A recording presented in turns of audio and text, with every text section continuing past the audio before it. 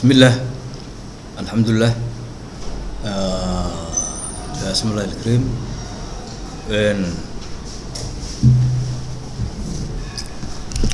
وقت وعن أو ونكسن waxaan rabaa inaan ka hadlo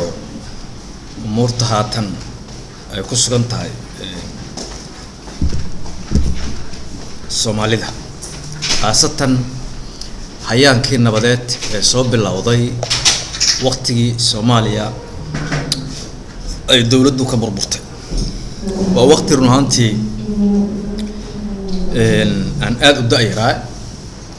markii ay dhacaysay dawladda militariga de wixii ka horeeyana waxay ahayd dawlado shibila oo gumaystayaashu ay gacanta ku hayaan dawladdii aadan cadde iyo dawladda Cabdirashiid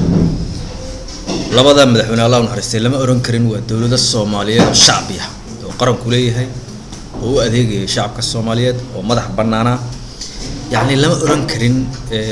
يعني description كامل لسين كرين دولة وليبا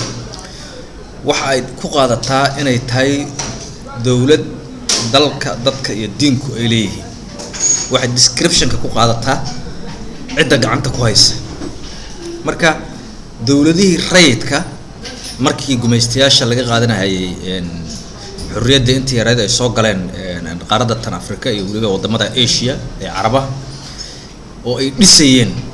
governmental institutions يعني ruga dawladeed ama dawladaha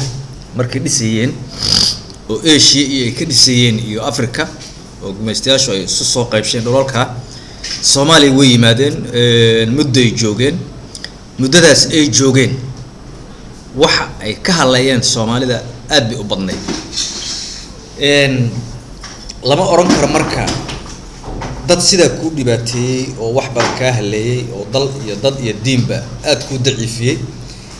waxa la oran karaa systemka ay ku sameeyaan system aad adigu leedahay system adiga ka turjumaya system ama qaabad adiga kuma tashay system macnaheedu waxa weeye qaabad adiga kuma tashay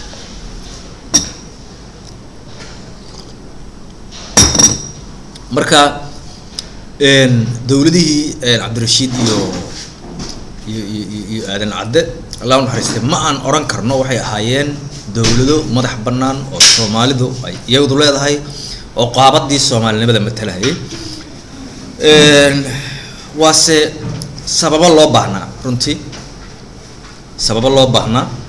inay dhismaan in horta yani matalaadaas la helo sabab loo baahnaa ay iska ahayd waxa jirta markii dawlad Soomaaliyeed la arkay oo Soomaaliya ay dawladda iyadu leedahay dad iyo diinba inoogu horeysay waxa ay dawladda militariga bay ahayd waayo ciidamada Soomaalidu dhibaatada ay u geysanayeen xilligii militariga Soomaalida oo la sheegayo waxa ka badnayd midii gumaysto u geysanay ya boqolkiiba 98 boqolkiiba 98 waxa badnaa midda gumaystuhu ciidanka gumaystuhu uu geysanayay dadka iyo diinka taaba badnayd markii ciidamada Soomaaliyeed ay wadankii la wareegeen oo dhulkii la wareegeen waxa yaraaday dhibaatadii waxa batay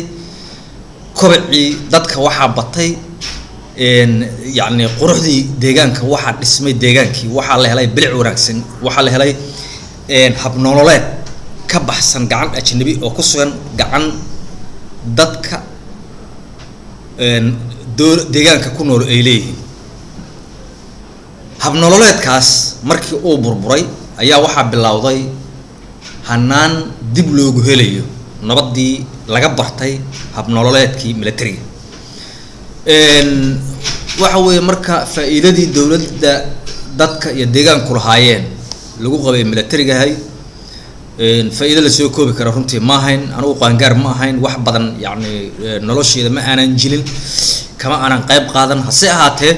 waa mid igu dhaliday in aan wax waliba oo ay ugu qaadataba aan hanaankaas taageero ka sheekeeyo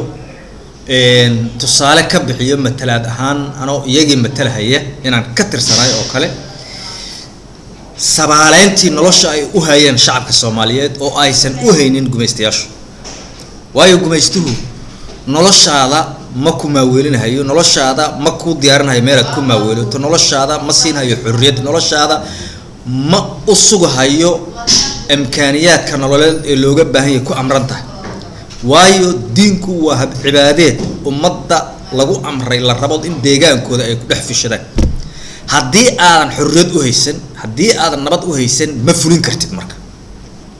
ma cibaadaysan kartid noloshii wanaagsan ma jiri kartid dahaaro ma samay kartid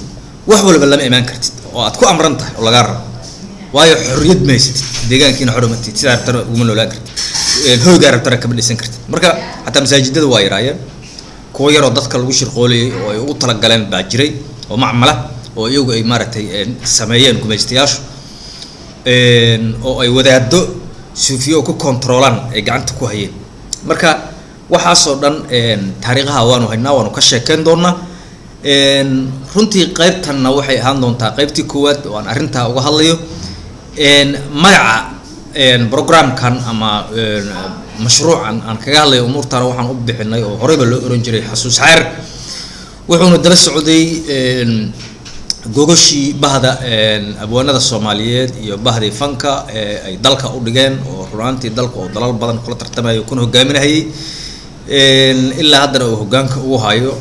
shaxdii aan markaas anigu gacanta ku hayay aan diyaariyay dalkuna wuxuu hogaaminayaa ilaa iyo 22 wadan oo caalami ah oo suugaan ay ku amraayeen inay taariikhda dunida ay kaga hadlaan qoray waxayna noqotay Soomaalidu cidii gogosha yeelatay cidii hogaanka u qalatay martida looga ay suugaanta taariikhda nolosha iyo dunida ka hadlaysay